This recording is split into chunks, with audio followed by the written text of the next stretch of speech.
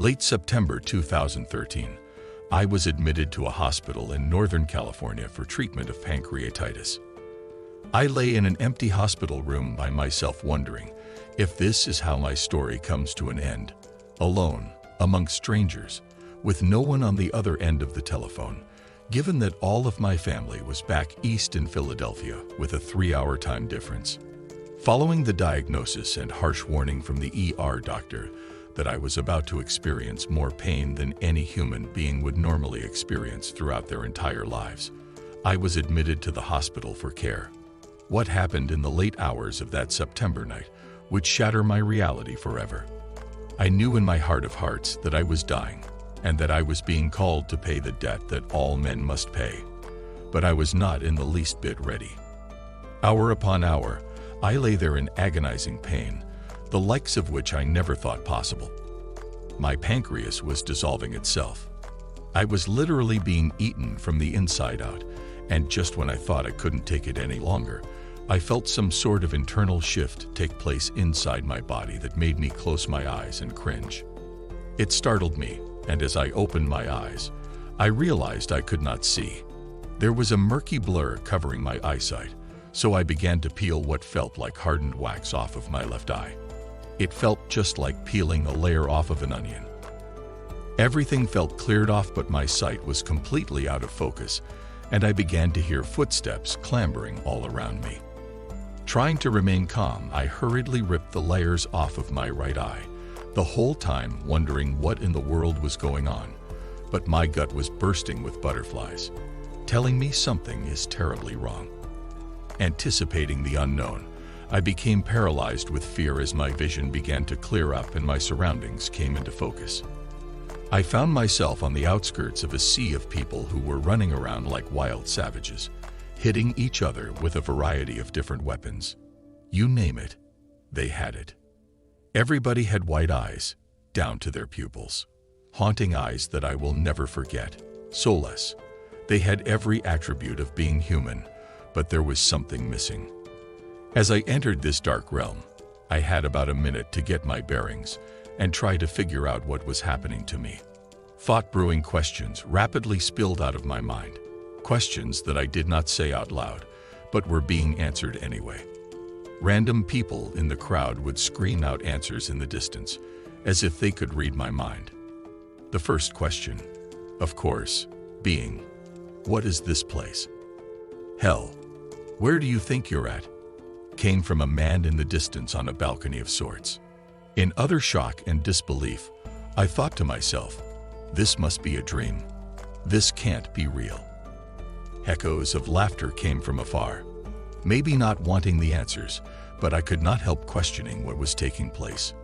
Not me, was another thought that raced through my head, as I believed the gravity of the situation was beginning to fall on my shoulders.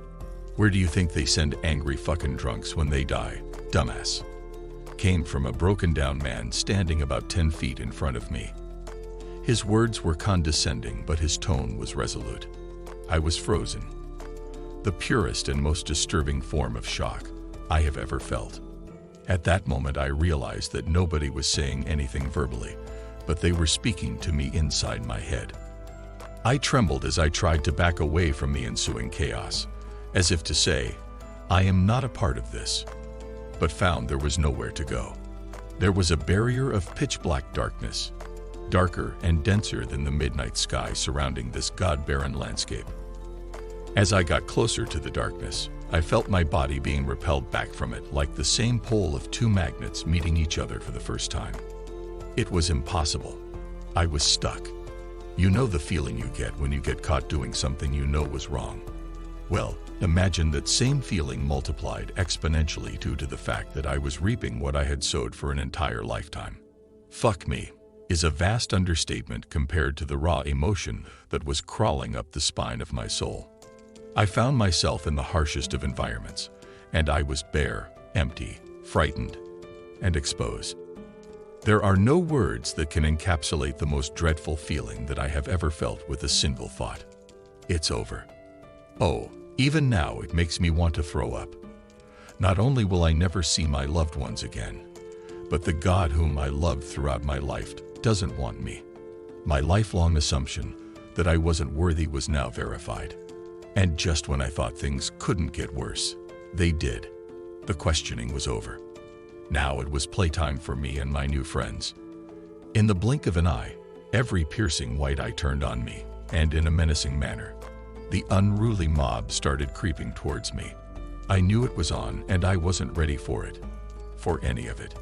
They started the attack with random items, shoes and shirts and such, whipping me with what felt like a wet towel sting as I pleaded with them. No, not me. Please, not me. I don't deserve this. Their devious smiles and heckling laughter just added to the terror. It was as if it was just a game to them. And this was just the beginning, and they were just warming up. I was surrounded by as many people as can encircle you at once, and as far as the eye can see. I ducked and dodged as I ran through the crowd, but the more I ran, the worse things got. It was like a video game. As you go up from the first level to the second, the game gets harder and harder. And here, wherever here is, things go from bad to worse with every step. The shoes and shirts turned into sticks and clubs. The sticks and clubs turned into bats and pipes. The level of pain obviously increased, but it did not come close to the pain you would feel getting hit with a bat or a pipe on earth. I guess in order for this hellish game to continue, it had to be that way. The only thing I could do was pick up whatever I could find and start hitting back. The speed at which everybody could move was unheard of. They ran like track stars, threw blows like boxers, while wielding weapons like warriors. Things moved at such a fast pace.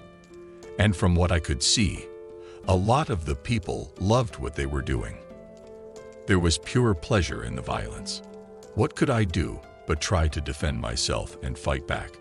But there were so many of them, and I was the freshest meat on the market, and the vultures were picking away every bit of my carcass. It was relentless. Birds of a feather truly flocked together in the hereafter. If I didn't come across this little girl, Angel, who could only have been 3 or 4 years old, I know I wouldn't be here writing this right now. In the middle of the chaos, and I was in the thick of it. A still, small voice captured my attention. "Hey," is all she said, and that was enough to stop me dead in my tracks. What really intrigued me when I looked at her face was that she was the only one amongst millions who had one beautiful baby blue eye and one pure white eye like the rest, as if she could see in both worlds. Behind her was a giant man around 12 foot tall who she referred to as the king, who was paying no mind to me at all. The attack seemed to come to a halt as I listened to this little child say, "I know who you are." Puzzled. What? I thought. "You're J.W.C. How do you know that?" I asked her, keeping in mind all communication was being transferred mind to mind. Her calmness gave me solace for that brief moment. She said, "You haven't been here that long. You can still go back." A feeling I had already lost and probably forgotten about slowly returned. Hope. How? Was my only question. She said, "You have to feel it. Feel being back where you were before you got here." Since I was still in what seemed to be a silhouette of my hospital gown and still having the pain in the area of my pancreas, I knew exactly where I had come from. "Go," she said emphatically, as if time was running out. Those were her final words to me, and my brief moment of solace turned right back into mayhem as the bats and pipes came raining back down upon me. I pushed and shoved and ran as fast as I could, punching my way through the crowd, yearning for the darkness that I could see in the not-so-far distance. Nothing or nobody was going to stop me, no matter how hard they tried. And believe me, they were giving it their all. I began to feel the repellent force of the darkness pushing me back as I got closer to the border. It got so strong that I fell to my knees fighting a force I could not see, pushing and crawling, further and further, as I'm being pulled back by what felt like 100 hands scraping and clawing over every inch of my body. Feeling complete exhaustion begin to set in, I gave one last plunge out into the darkness. I closed my eyes and with every fiber of my being imagined and tried to feel being back on the hospital bed. I opened my eyes to complete darkness. It's not working. It's not working. Laughter and screams pierced my heart.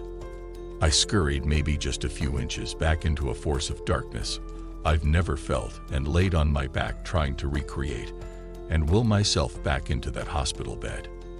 Maybe 10 seconds had passed before I even had the courage to open them to see if I had crossed back over, and to my utter shock and undeniable amazement, I found myself looking up through the sheet in the hospital. My heart literally felt like it kick-started back up, and I sat up gasping for air and screaming. The nurses and doctors came running in, and I jumped out of the bed ripping my IV out as I tumbled into the medical machines. I tried to explain what had just happened to the doctors, but I could tell it was just falling on deaf ears. The nurses over the next 2 weeks enjoyed hearing my experience and gave me as much comfort as they possibly could. The little girl's voice still echoes through my head as I picture being back in that horrific place. I sometimes wonder if I have endured a lifetime of pain just to die and be delivered to a plane designed for more pain. That little angel knew my name. I ask myself why. Is it already written? I guess only time will give me that answer. Looking back on those lost souls with their haunting white eyes, I feel nothing but sadness. Part of what I think they lost was not only their humanity, but mainly their awareness, their conscience. The depth of the reality I faced is equal to the depth of the reality you are facing right now while reading this. Do you think for a second that you are dreaming right now? No. My conviction is just the same.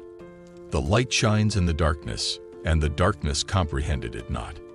John, chapter 1.